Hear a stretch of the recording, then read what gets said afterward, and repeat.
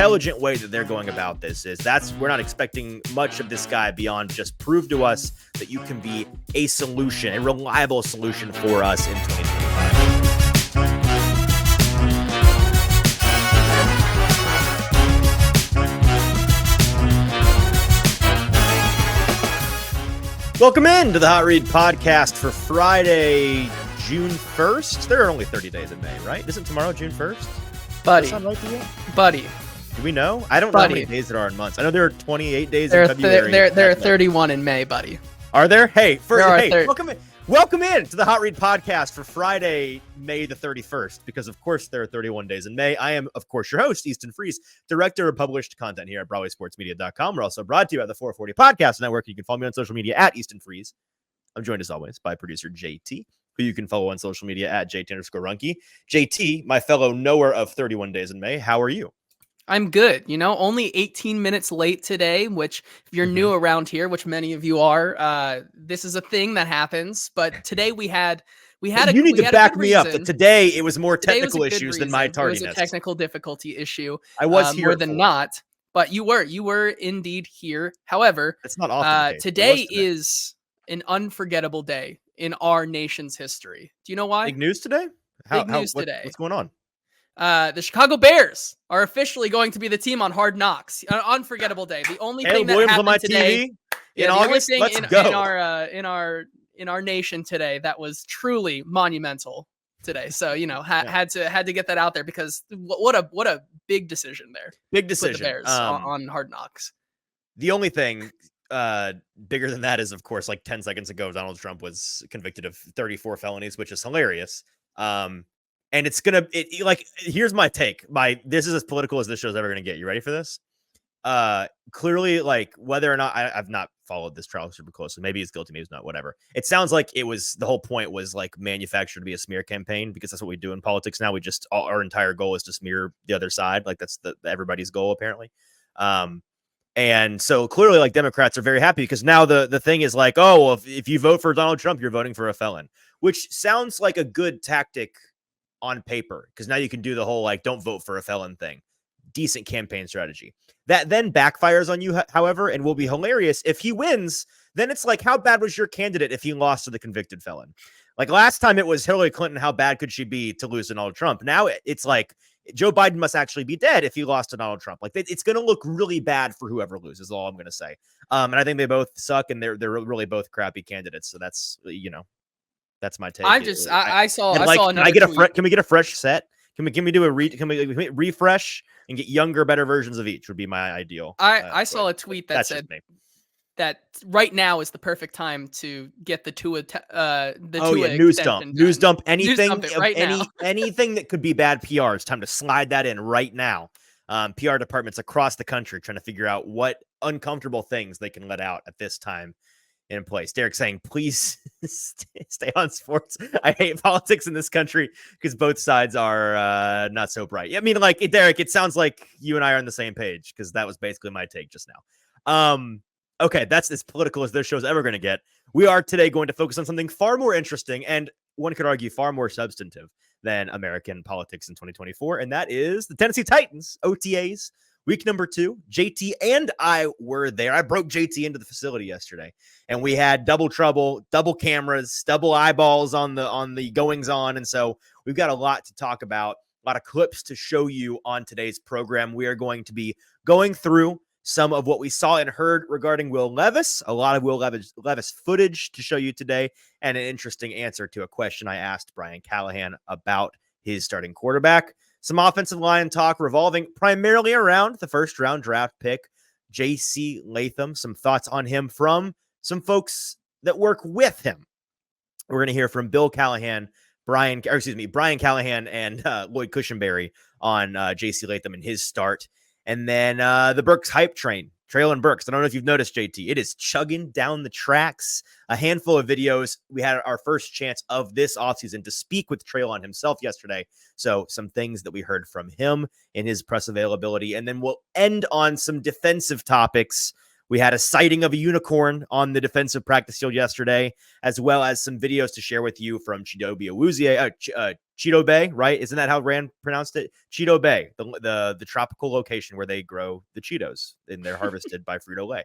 Chidobe Awuzie videos from his press conference yesterday, and then one quick clip from Arden Key. So that's all of that. We're going to get to all of that here in just a second. If you are tuned in with us live today, we appreciate you being here. Thanks for tuning in. Do us a couple of favors. First of all, if you're on Twitter or on Facebook, leave those places. Head on over to youtube.com and search Broadway Sports Media. Find the Broadway Sports Media channel, and you will find this live stream currently going on there. You can click on that, and in the comment section of that live stream is where you can be a part of today's conversation. Join Derek and Kenneth in the comment section. We want to hear your thoughts, comments, questions, queries on anything Titans, anything OTAs, anything Donald Trump verdict. We'll give you our expert political opinion at the end of the show. We aren't going to do that. Okay, let's start with some general takeaways, JT. It was your first day out there, so I'll cede the floor to you, my friend. What were your thoughts about the practice, the facility, the people we talked to, just any overarching takeaways for you? I mean, two things. First of all, thank God it was not like 90 degrees or something. We've had some pretty decent weather here in Nashville. You know, a nice don't little. Worry. When I send you in my stead in August, it's going to be nice and warm. I'm so ready.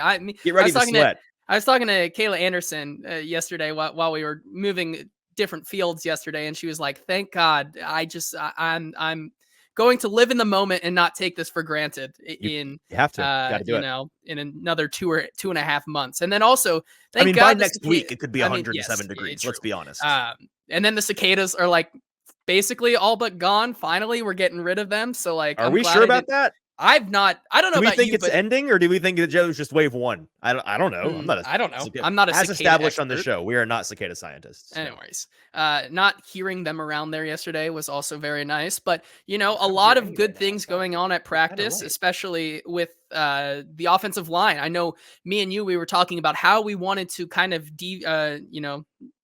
divide and conquer yesterday, and you spent a lot of the day with Will Levis and looking at how Will Levis did, and then I spent a lot of the day with the big boys in the trenches, literally with them, you know, watching Bill Callahan up close and personal cook, as you have done many times already, and I am on the same page with you, as it is a coaching masterclass day in and day out, getting to watch him only about 10 feet away from him. So that was very exciting, and that's how we were able to divide and conquer yesterday. Yeah, you certainly caught more of the offensive linemen, so I'm going to lean on you a little bit later in the show on that topic. As for general takeaways, a healthy handful of drops yesterday offensively, which you're going to see happen. I saw a couple of people, we post the videos. I posted a lot of Will Levis content on Twitter yesterday, and JT, let's go ahead and pull up that video. I was playing around with some slow-mo on my iPhone with some Will Levis video yesterday, looking at mechanics, looking at spiral and footwork, and just trying to get a better feel for how quick that release is, which is lightning quick. But we had a handful of drops, and that's not to be unexpected. During the offseason, I had some folks commenting like, well, I saw a lot of drops today. Yeah, you're going to have some days like that, man. The key is don't stack them. And if it becomes like, hey, once a week during the offseason, guys are dropping the ball like crazy, then it becomes a thing. But one day in May where people just have lazy hands or derpy hands, like whatever, I'll ask the receivers why sometimes you just drop the ball. Maybe it's a focus thing. That's not really super that concerning to me. I am doing a great job of having all of my notes pulled up ahead of time for the show. So allow me to vamp for 1 second while I go and find the list of people that were not at yesterday's, again, voluntary OTAs. We were missing out on DeAndre Hopkins, Colton Dowell, NWI, L'Jarius Sneed, Kenneth Murray, Harold Landry, Jalen Duncan, NPF, Tavondre Sweat, TK McClendon, and Jeffrey Simmons. Now, a handful of those guys, just veterans you expect to miss some time. DeAndre Hopkins, everybody losing their mind over that. He's at or near the top of the list of guys that I don't really care if he's here or not right now. He also did a panel with the On3 event that's going on downtown. So like now Will Levis also did that panel and he was at practice, but I don't really care what he's up. It's voluntary. These are voluntary OTAs. The players negotiated for them to be voluntary in the last CBA agreement because they asked the owners for more money, and the owners said no.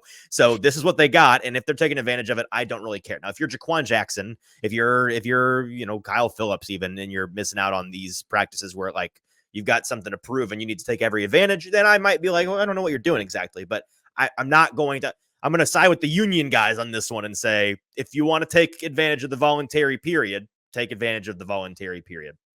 Now, yeah, I was going to say it was also pretty interesting to, we've talked about, there's been some rumblings about OTAs altogether just not being a thing anymore. That was a big topic of contention that we probably really won't talk about today, but it was asked, as a lot of the players either had just faintly heard about it, or other guys who were like, is that actually happening? Like, I know someone asked Lloyd Cushenberry and he's like, oh, is that happening? And then they're like, no. But like, it is an interesting idea that we could eventually just not have OTAs right now and have them later, right? Well, I better say they'd be shifting them to basically have the ramp up begin earlier in July. And then I kind of hate that idea from a media standpoint. Obviously, it's not about us, but if we like, you'll as you cover training camp more hands-on this year, you will realize here in a couple of months just how by the end of training, the last 2 weeks of training camp, it's like, I don't know what to talk about. This is a slog. Can we please, God, please get to the actual games? If we made that longer, it would be really tough to keep people engaged. It helps to have a little taste of the offseason here in May and June, and then we take a break, and then we start it back up in August, and we put the pads on. That's what I think it should stay. And I don't know. It sounds like it's in the fledgling process of becoming a potential thing the NFL considers, NFLPA considers. So we'll cover that more if it becomes more of a thing down the road. Kenneth asking in the comments, was it mostly on the receivers? He's asking about the drops. I saw a lot of high balls from Levis clips. I saw this kind of narrative in the comments on Twitter yesterday that like, there's a lot of ball. Why is the ball sore on Levis? I don't know, JT. Maybe you disagree.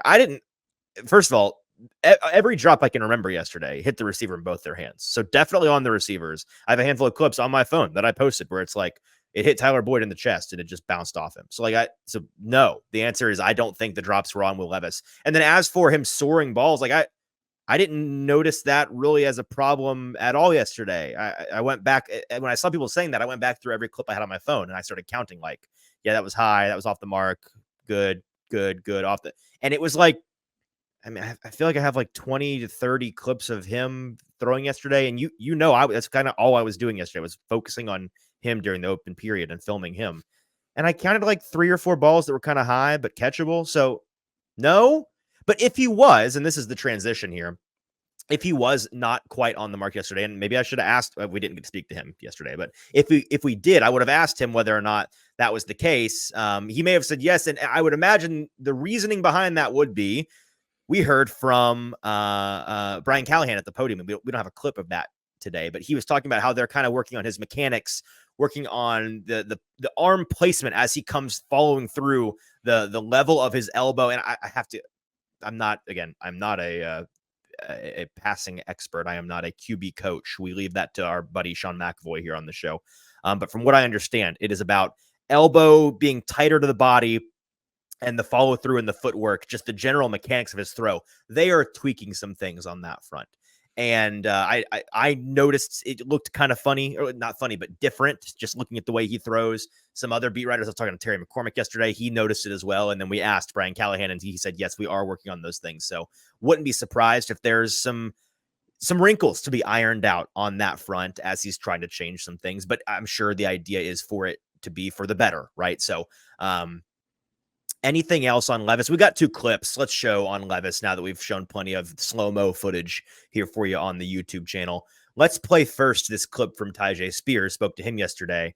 By the way, total side note, a lot of drops yesterday on the Titans practice field. You know who didn't drop the football? This guy, because I was watching Tyjae alone and he noticed me and I was on my phone, and then he just said, he screamed hands and threw the ball at me. You think you have good hands. Then an NFL player throws the ball at a football at you and screams hands. Didn't see how confident you are. I caught the ball and then I threw back a perfect spiral to him, actually. So I'm on the team now. I was speaking to the coach earlier today. We're working out the contract and everything, but that was something that happened yesterday. I did not drop the ball. Many other professional NFL players did drop the ball Do with that information what you will. However, Tyjae was asked yesterday after him and I were playing catch on an NFL practice field, hey, Will Levis, year 2, what do you make of his growth? What do you make of him as a leader stepping into a bigger role, the clear bona fide starter role? And here's what he had to say. You can see the confidence, you can see like the work that you can see the not so last year, like not the early on leadership. He didn't have that because he wasn't a starting guy, but now you can see the early on leadership. Like every chance he get, he like break the huddle down and he leads us and like he reloads things. He ain't just gonna let anything happen. So you can see all those things early on. And then we spoke to Brian Callahan. I asked him about the interview he did, and JT, I think you read it. I'd imagine many of our listeners read it. It was an interview with Albert Breer on SI earlier this week.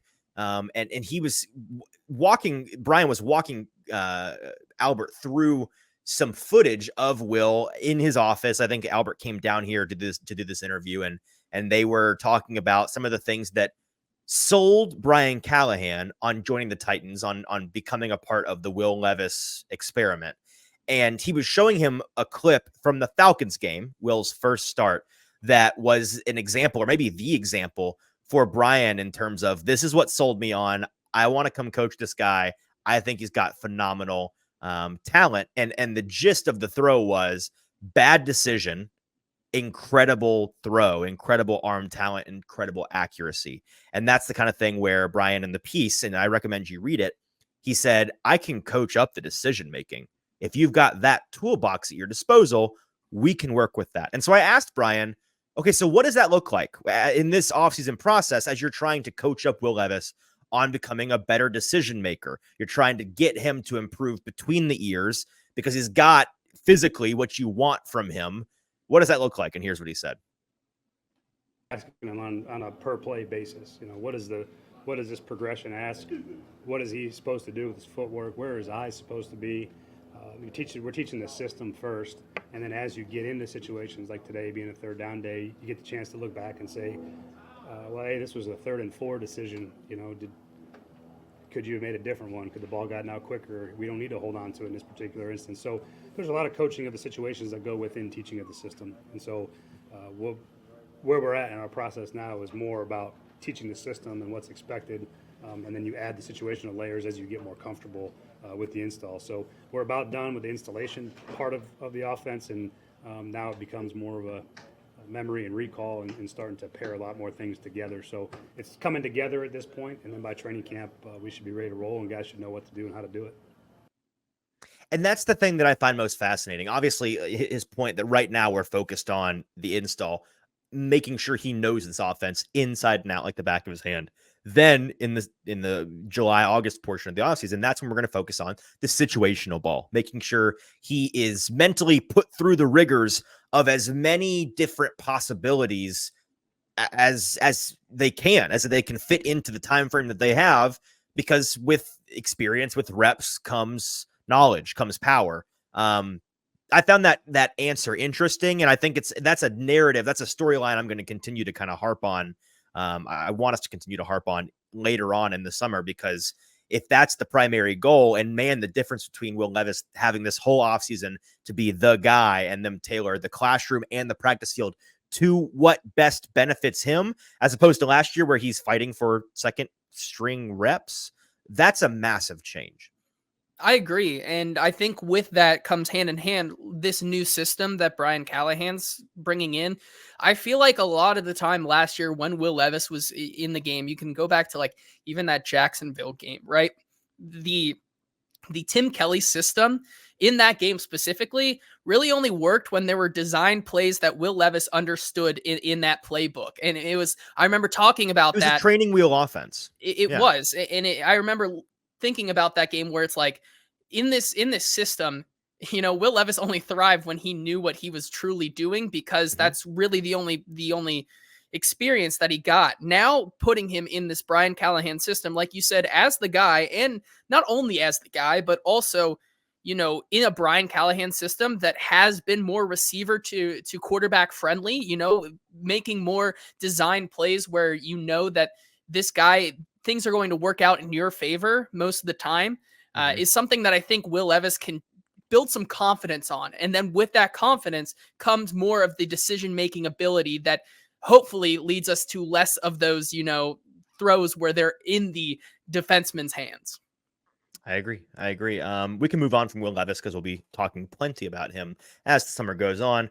Let's do some offensive line talk, JT, but some JC talk, JT is what I meant to say there. Before we do, got to sell the show a little bit. If you're watching with us live, we appreciate you being here. Make sure you're doing so on YouTube at Broadway Sports Media's YouTube page. Hit subscribe while you're there. We're trying to build up that channel as much as possible, putting a ton of effort into daily shorts, clips from the show, and of course the full-length live shows. You can find all of that stuff over there. I think you will really enjoy it, and subscribe if you're going to enjoy it. That's all we ask. It's there for you for free consumption. All we ask is that you hit that subscribe button and hit like on the videos because that helps us with the algorithm as well. Okay, JT, the offensive line yesterday, you got a good, I watched a little bit of them, but not nearly as much as you. Honestly, when I was watching them, the thing that stuck out to me, and I don't know why my eyes were, and I was talking to Zach about this on a football show just a couple of hours ago. What drew my attention was Dylan Radins and just how different he physically looks this offseason. Now, maybe that's something that you want to talk about a little bit, but my primary question for you is the left side of the line, the Skoronski, JC Latham, Lloyd Cushenberry trio. Those are the three I think everybody was focusing the most on over there. What did they look like before we get to some videos from them and on them? The biggest word I can say is powerful. I mean, we were the parts that we were allowed to kind of record and whatnot were a lot different from individual drills. It was more of Bill Callahan having them, work in tandem, setting, either setting an edge, shifting to another position to pick up a different blocker, or in the case of a lot of the videos we're going to show today, hitting the initial block and then moving to the next level to kind of pick up that what would be on a real field like a linebacker, or moving to the next level to help with run blocking in that sense. And all I could really say is for Peter Skoronski, Lloyd Cushenberry, and especially JC Latham was the power that I saw in them, as well as the kind of, I know you took some videos of JC on Callahan's, his greatest invention, Bertha and Olga, those guys, but also Peter Skoronski looked really, really good using those sleds yesterday as well. But man, on some of the bigger sleds, JC Latham it's so easy for him, man. And you can tell that power just comes naturally for him. Are you talking about the long one where it's the bar and they double? Mm-hmm. I think it's called a shiver sled. I think I saw on the side of there. I don't know why. Interesting. Either way, I'll have to pay attention to that next time, to find out exactly what it's called. But if it is called the shiver sled, he was moving that with ease, and you could tell that with, sometimes he would be paired up either with Lloyd or a different lineman yesterday in those practices. And when they make that initial contact to hit the sled, JC hits it so easy that he has some space already in it. And you can see the other guy also trying to put as much as he can into it to get to the same level. But JC is still able to beat him on that. Just really go to show man, this guy, it comes naturally to him. And it makes me super excited to see him once we get the pads on. Yeah, it's called a shiver sled. I don't know why. We'll have to ask why it's called that, but that is what it is. And you're right that I noticed, not in real time, but going back watching some of the footage you took, the way that JC would knock it so far, they'd have to readjust it before the next guys could go because of the indifference between how hard JC hit it and the next guy hit it. We're going to show some of JC going up against the what's the name of the other sled? Now I'm blanking on sled names. Bertha and Olga. Yes. There's a name for it, but I forget what it's called. You guys know what we're talking about. The video of him doing that on May 10th at rookie mini camp that I took, and then a video from yesterday, May 29th, less than 20 days later, kind of demonstrating how he's been coached up and the work ethic that he's been demonstrating with the Titans so far. But first, a video from Brian Callahan, his head coach. We asked him about what he has seen from JC Latham, both as a performer and as a player in the locker room and as a teammate and a leader. And here's what he had to say. He doesn't carry himself like a rookie, which is always a good thing. He's very intentional about his work. He works really hard. He spends a lot of time on this. I think he understands, which not all rookies understand, that it is a job.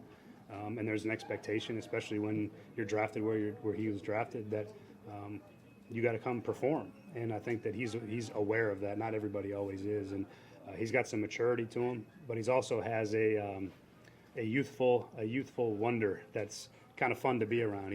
Everything's new to him. You know, there's just a lot, and he just loves playing football. And so there's this kind of enthusiasm that he carries with him around the field that I think is fantastic. And he's getting better with the techniques. You know, I think it's going to be really fun to see where he ends up between now and the next couple of weeks. And then when training camp starts, when the pads come on, we're going to find out a whole lot about a lot of people when training camp starts. So I think he's making the right progress, but I think as you guys talk to him too, you enjoy his personality. And then we asked his teammate Lloyd Cushenberry, the Titans' new center, about what he has seen in the rookie so far. Here's what Lloyd had to say. Intelligent. He's picking up just like everybody else, and he's picking up smart. He has total control of the offense in and out of the huddle. And, you know, I can see the improvement just from my short time being here. He's taking steps and becoming the guy.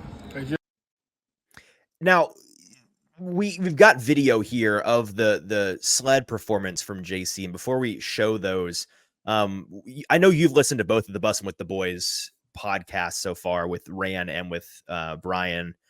JT, it has struck me, and as I think it would anybody else, that them constantly talking about these stories of, you know, we've had coaches get frustrated with JC, like not frustrated, but like exasperated trying to get him off the practice field because he's doing so much side solo work, constantly out there in the afternoons after practice, working on trying to master this sled or this technique. He clearly has taken it upon himself. And it's funny, the level of frustration we felt from him on May 10th during rookie minicamp. The sled that is difficult and demands perfect form. It's not about brute strength. It's not about your force and your size. It's about the perfect technique. He has made it his journey, his goal in life to find the perfect way to attack the sled and perfect his form in the process. And so let's play the video from May 10th. Here was him on the second day, I think, of minicamp when media was allowed to come. Here's how he performed against Bertha. And do we have that clip, JT? Yes. Okay, so here it is, and he was struggling against it. He told us that day that he was, and we showed this on the show back then. You can see him struggle with this first rep, loses control. Those springs, both up and down and left to right, easy to lose control of it. Forks get stuck in the grass here. He gets another bite, as a head coach or big coach Bill Callahan says, and then he gets it moving. This was yesterday. Look at this guy take off with the sled and then slam it to the ground at the end. Let's show that again if we can, JT. He has made this thing his child, his son. This has been his goal in life, clearly, to perfect this sled, and the dividends are showing. It's crazy how much better he is at it now. Yeah, it was remarkable to watch for sure. Just also you could look just like in the footwork as well. You see the struggle, and then he gets it going. The footwork is more refined. It's more closer to the control, closer to the body. Right? Control is the big thing, I think, right there. Just the power is coming from down there, and he's finally learning how to use that more than the arm strength. He's using where the power naturally comes from. It's about your base. Yeah, it's about setting a base. It's about using your hips about properly. The base. And JC, you see that how much he has come from, you know, like 2-3 weeks from now, you know, or 2 or 3 weeks ago, rather. And as Callahan said, he's excited to see where he can be in another 2 to 3 weeks, and so on and so forth. So I think that's something that makes me really excited about him and makes me just fall in love more and more with him as a prospect post the draft here, because confirmation bias, baby. We love it. We love it. The infectious personality was something that, you know, on the practice field or in the interview rooms, which was something that we weren't privy to. And now we get to see that, and that whole different side of JC that we couldn't really evaluate come combine or on tape. And I think that's something that's really starting to show, and why he was their guy there at 7. Bottom line, he is not a Boy Scout rookie.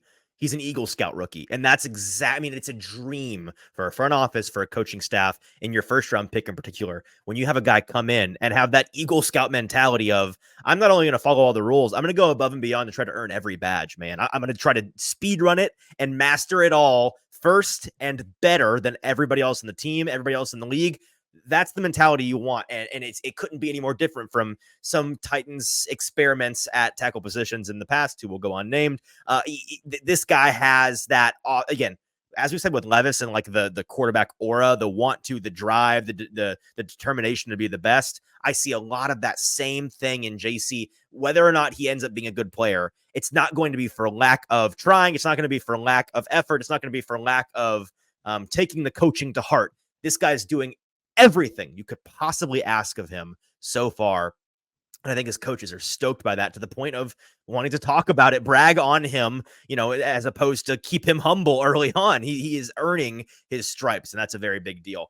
Michael in the comments asking, I know JC's potential is exciting, and center isn't always the most sexy position, but what about Lloyd Cushenberry? They paid a lot for him. Does he look like he was worth the investment? JT, what do you think? I mean, talking to him, I think it's exactly what they needed at the center position. The last time they had that hole last year in the absence of a Ben Jones, and I think that they've once again found that kind of center commander of the offensive line. I actually got to ask Lloyd Cushenberry about how they are establishing that connection, because we've talked about in the past, knowing your guys around you is half the battle.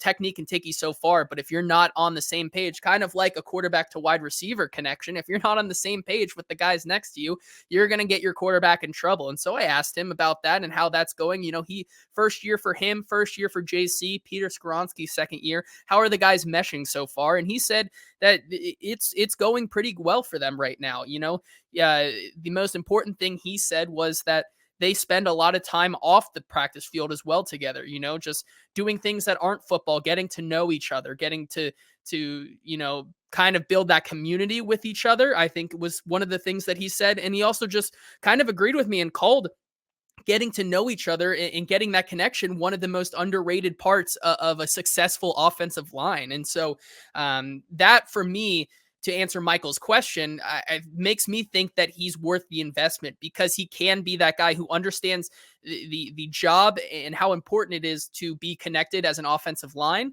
as well as, just the stark difference from an Aaron Brewer from a year ago. Yeah, and as Glory Day Sports says here in the comments, it cannot be overlooked what Cushenberry how Cushenberry, I'd imagine, can help Will Levis make pre-snap blocking adjustments. Yeah, you mentioned the connection between a center and the rest, or just anybody on the line, them playing as one, 100% a big deal. Also a very big deal, the connection that a quarterback and a center have. And Ryan Tannehill and Ben Jones, a big part of their success when that offensive line and offense in general were really humming, was that those two were fantastic commanders, not just during the play, but more importantly, the pre-snap adjustments, setting the team up for success before the ball is even in motion. That's going to be a very big deal. And to have two guys in Will Levis and Lloyd Cushenberry, who both seem to be certainly intelligent enough and driven enough to go above and beyond in preparation, be out preparing their opponents. That's a very big deal. One last clip here from Lloyd Cushenberry.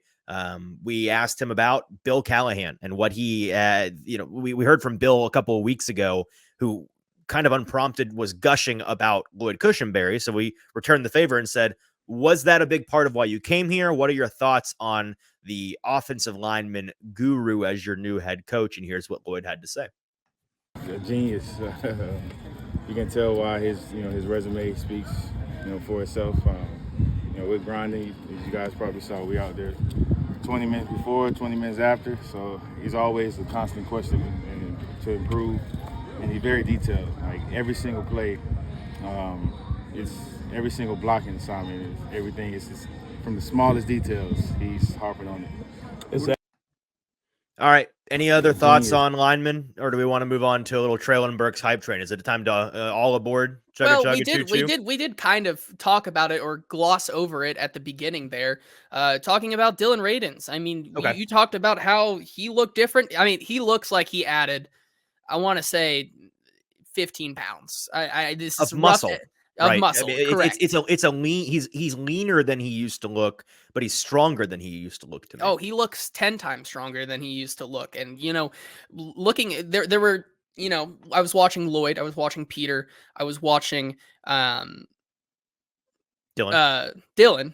and watching JC as well. But I was going to say the fourth guy that really caught my eye yesterday was Dylan Radins. I mean, he was out of those three guys were very powerful, but the next most powerful guy out there who was killing all the drills was Dylan Radins. So something to look out for, I guess, as we continue to go through OTAs and mini camps and whatnot. And Dylan Radins, I think, could be shaping into form where we could see him on the field more often than not come September.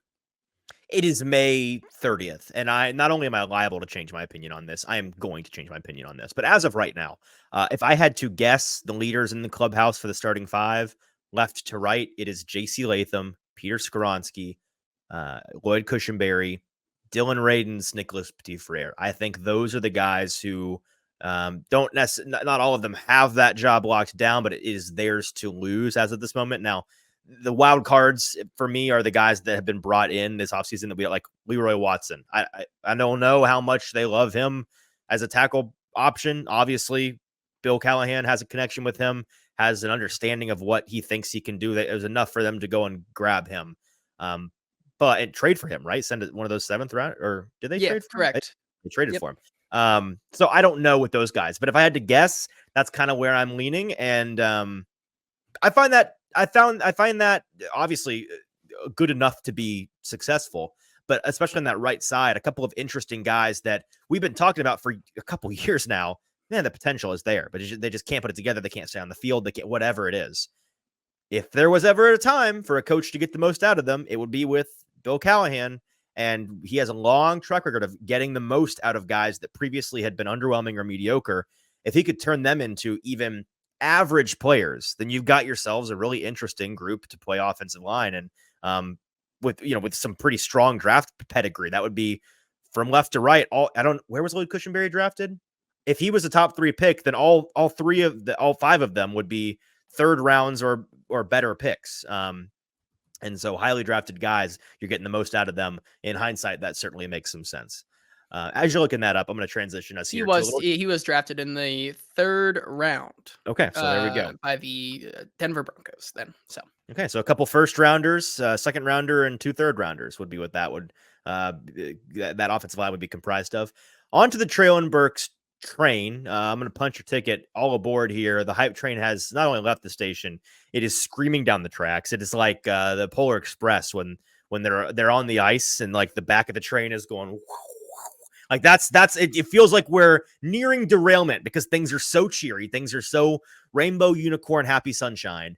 And I don't think it's a bad thing, right? If the idea is we're going to pump this guy up, listen, Calvin Ridley came out yesterday and was comparing my man to a mix of AJ Brown and Terrell Owens. Okay, crazy comparisons, but saying it with your chest, I respect that as a teammate, 100%. JT, what we want to just get into these videos from him, or did you have an impression from him yesterday? I mean, he continued to, I think there were some criticisms that he wasn't maybe going full speed last week or 2 weeks ago at OTAs. That was something that I saw a lot online. Man was cooking yesterday. I mean, especially on the opposite side of the field there from where we all were, they were doing a lot more routes down the field, working on that placement of the ball for the quarterbacks. And Treylon Burks was eating all of that up as the deep threat down there, with a couple of the tight ends as well. So I think, it definitely warranted. I think that, for right now, the narrative hype train definitely can continue to chug along because so far we see no reason not to. And like you said, these videos are definitely going to back it up from what we heard from himself, but also Calvin Ridley. All right. So let's just play these videos here. Treylon Burks was speaking with us for the first time this offseason yesterday. And so this first video is about him having all these veterans around him suddenly and what that is like for him as a player who is more tenured on the Titans than them. But obviously they are more tenured in the league. And here's what he had to say. It brings confidence. It helps confidence. And, it's just them being there helping me. And also them asking me questions, for feedback, like I told the other guys. It's fun being around them and just being able to communicate anything with them, and them help me, and also I help them. So it's been fun. I'm sorry, we're getting to. Second clip here, we asked him about his confidence, where his confidence meter currently is. That's his initial words are going to be the answer to that question. And then follow up about what's the competitive fire for you like when they are bringing in all these guys in the offseason and you're getting bumped down the depth chart. Here were his answers. I'm real confident. I'm having fun and healthy, and I can't be more blessed. As a competitor, when you see, a Ridley brought in, a Boyd brought in, does that push you, or does that kind of light you up a little bit? Yeah, 100%. But it's fun. Just going out there, seeing what they bring to the table, and then me bringing my A game to the table. And so we just go out there and compete together and have fun. Has the last couple of years been frustrating? And finally, my favorite of the 3 videos here, we asked him to describe the new offense, and he has a pretty interesting response. It's fun, fast, what I'm used to, something similar to what I did in college. And so, just study it, get better at it, and have fun with it. You treat it like it's a clean. So the thing that stuck out there, sorry, I'm getting texts from multiple people here during the show, trying to tell them, hey, I'm busy. Similar to what I did in college is to me the most exciting thing he said in any of those 3 videos. JT, we've been talking for a couple of weeks now, about a couple of months now, actually, about how it sure would be nice for a new offense to try to utilize him in the way that he found success during his college days, largely as a big slot, but just scheming up looks for this guy to get the ball in his hands and be the big, fast, big player that he is. Like, go be a big, fast. Here's the ball. Go do the thing. And I don't know how much of that is going to, be able to happen, just because there's limited opportunities for him with so many mouths to feed. But the opportunities that he does get, I hope that they're intentional, and I hope that they are aimed at utilizing him not just as any big-bodied backup X receiver, like, oh, Calvin's out, like, have him in, get him in there to run the Calvin route.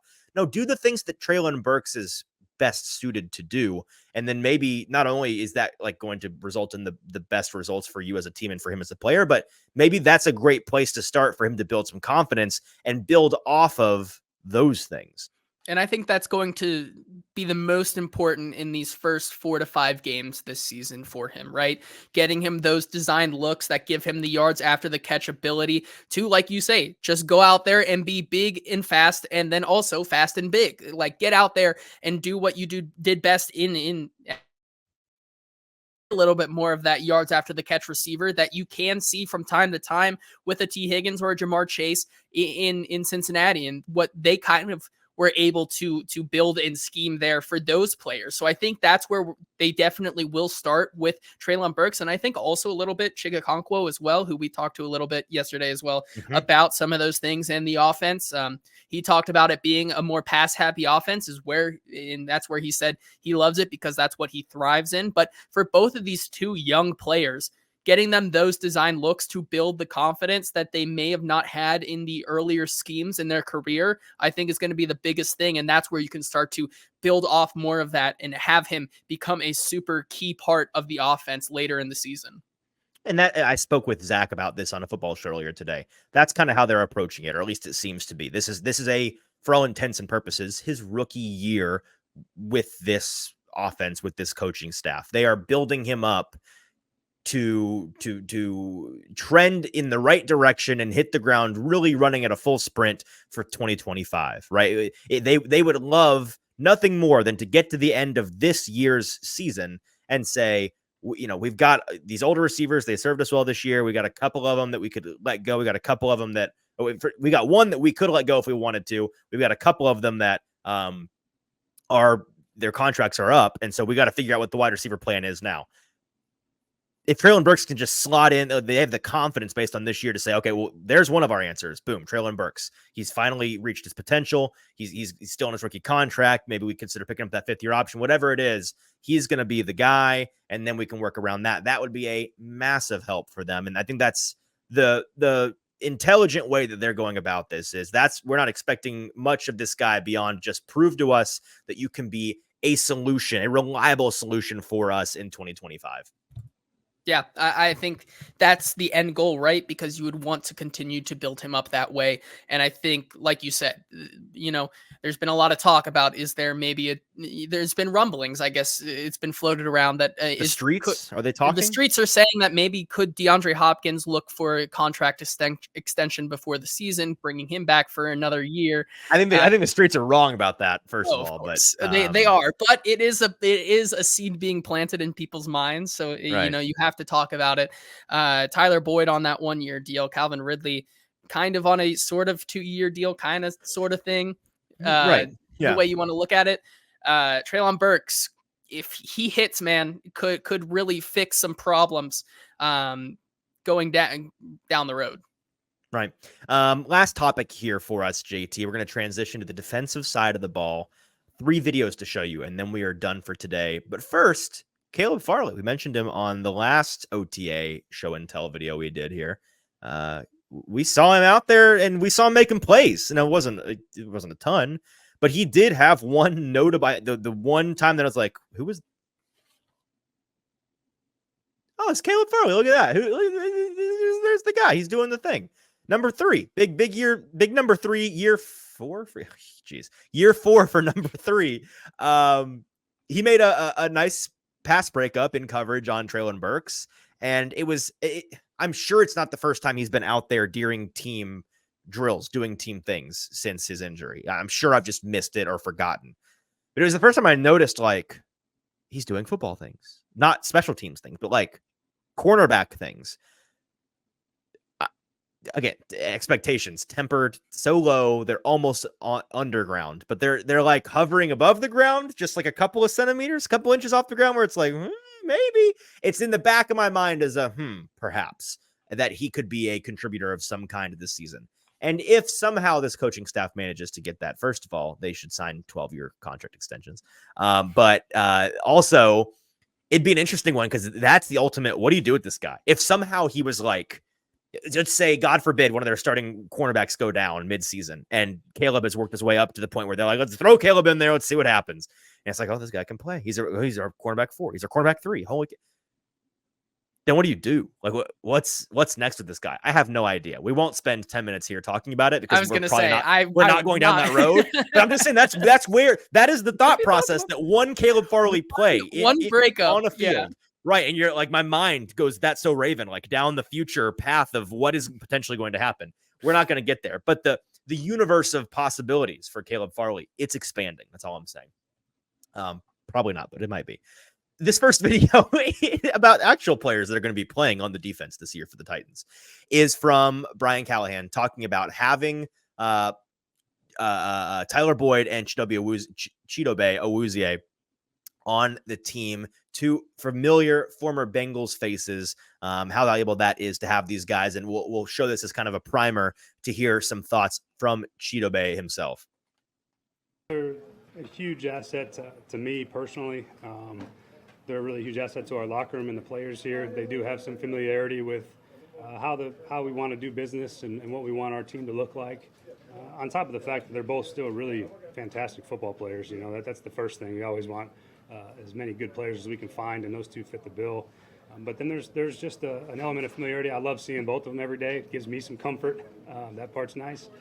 And then again, they've got some Tyler in particular, because he's been in the system, allows him to have some wisdom and be able to impart some advice on guys in terms of the system. He's been in it for a long time, so it's a really valuable person to have in here for our receivers and for me. And Cheeto is just everything you ever want your football players to be about. He's about it, and he's a huge addition for us on the defensive side. Everything you ever want is extremely high praise. So let's hear from Mr. Everything You Ever Want in Cheeto. His first clip here, I believe the first one, JT, asking about Cheeto joining this defense, what it's going to look like with DC Denard Wilson. What is he most excited about, and what is important? Genius. Wrong one. Okay. Take 2? Let me see. Yeah, let me see if I can find it. Perhaps. Do I need to vamp for a moment? You do. Okay, I'll vamp for a minute. This is the one that when you were having technical difficulties. This is a big part of the reason why we were late today. Yeah, we'll Yes. see if you can get that pulled up. Generally speaking, the reason we're showing the next two clips, one from Chido and one from Arden, is this the one? This is it. I believe. Okay, so let me set it up real quick. The reason we're showing them is because yesterday we kind of got our first glimpse into the players' excitement level surrounding this defense and why. Like, well, what exactly about the defense are they stoked about? We'll break down their answers, but here they are. Oh no, I think it's very important. Number one thing, it starts with Coach Wilson right now. Just setting the new defense. Setting the standard. It's everybody's matching each other's intensity. Right now, he's the one who's really setting the tone in the meeting room, and we got to come out here and match his intensity. At some point, us players, when we get comfortable with the system, we're going to be the ones setting the tone and the intensity, and the team going to match us. So we're still on that path, and it's a long road to be, but everybody has that same vision in mind, that aggressiveness. We just got to get there. We're far away right now, but we're going to get there. And then, JT, do I want to give you a second to pull up that Arden one? We got a second clip here from Arden Key. I asked him this question. What are you most excited about with this defense, and how do you think it's going to complement your skill set in particular? Because he was talking vaguely and then sort of not so vaguely about how there were some frustrations with last year's defense, frustrations surrounding the way that they practiced and then the way that some of the defensive players, especially up front, were utilized. And so, JT, as soon as we can get that clip, here we go. Perfect. I can only speak for the up front D-line. D-line, everything is vertical in the backfield, 2-3 yards in the backfield. And it's unlocking a lot of our talents. It ain't just sitting at the line, holding up, eating up blocks, and staying at the line of scrimmage. No, we make that 2-3 yards in the backfield. And the teams I've been a part of, that was a great defense. You make those plays 2-3 yards in the backfield. Are you still the same? So we also heard from Roger McCreary yesterday, and I don't have any video from it, but we heard from those three defensive players. I did, at least primarily. And the common theme was the intensity, the aggressiveness, but in particular, the verticality, the getting upfield, the coming downhill, screaming downhill, being aggressive towards the quarterback. That's not something we weren't expecting. That's kind of what we were expecting the Darrell Wilson defense to look like, because that's a lot of what the Ravens did with a lot of success and where he's coming from a coaching pedigree. But I think that it's going to be exciting to see some of these, in particular, the upfront players, the guys that are playing in the box, just scream upfield and collapse the pocket, get on the quarterback from a vertical standpoint. And a guy like Arden Key, I think, those longer, bendier, faster athletes, maybe not the biggest guys, but the long, fast, bendy. Rashad Weaver fits the bill. Go be long, big, fast, bendy guy. That's the role they're going to use him in. I think that's the role they're going to try to use Arden in this year. Just get upfield as fast as you freaking can, bend on the quarterback, and force him to move somewhere. Get him off his spot. Make the pocket move. Force him into the laps of the two big fellas. I don't know if you've met Devondre Sweat and Jeffrey Simmons, but they're sitting right there in the middle. Make him go say hello to those fellas. That's the kind of thing that they're going to be looking to do, and I can't wait to see them. Let's do one thing at a time. I can't wait to see them to strap on the pads and do the thing in practice in August at the very least. And me too, right there, because you want to see all the pieces kind of work together and see how that comes to fruition. I think you mentioned the biggest part there is that they've brought in this guy like Devondre Sweat to basically kind of have some relief on some of those guys like Arden Key and maybe a Rashad Weaver and especially Harold Landry, letting them kind of be who they are and do their job instead of having to do some other jobs that are not exactly what they're supposed to be doing there a day in and day out. Being able to do your job and do it effectively, I think, is the biggest thing that they want from this team. And I think that's kind of what Arden was maybe alluding to a little bit, just being able to be a little bit more free in your own game and do what you do best. Yeah, I agree. All right. Anything else today? Anything from the comments? We do. I mean, speaking of Devondre Sweat, Kenneth does ask another Sweat no-show. Really would love some clarity on that. You're not going to get it. It's May. It's an injury. We heard reporting from Paul, because he's as well sourced with random guys in the building to get this kind of information as any of us are. We heard from him yesterday that Kaharski, that is, that he was close to practicing yesterday. It's still a cautionary preventative measure for him not to be out there. and that it's not something the team is worried about. So that's the clarity you're going to get. Him not being out there for OTA, if he, it's probably a soft tissue thing. If I had to just guess, probably a hamstring or something like that, where you're just not wanting to make it, there's no reason to push that potentially lingering issue further into the summer. Let's get it healed up so that he can be back on the tracks for sure at 100% come the end of July. So there we go. Appreciate all of you guys, Kenneth and Derek and Gloria Day, and all you guys that were in the comments today. Michael and Vibe Runners, you guys are awesome. We appreciate everybody that listens to the show live, or the clips on YouTube, or the shorts on YouTube, or the traditional podcast version, or the Twitter version. There's so many different ways to consume the Hot Read podcast. Wherever you do, make sure you're throwing us some love for the work that we're doing for you. Hitting like, hitting subscribe, hitting share, telling a friend about the show. Be a friend, tell a friend. If they are a fan of the Titans, I'm sure they'd be a fan of this show.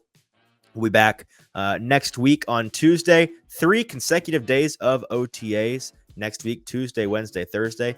For Tuesday's show. Camp, baby. All right, Tuesday's show, we'll be talking about what we saw and heard on Tuesday. So we'll talk to you then. Until then, for producer JT, I'm your host, Easton Freeze. This has been the Hot Read Podcast. Have a great weekend.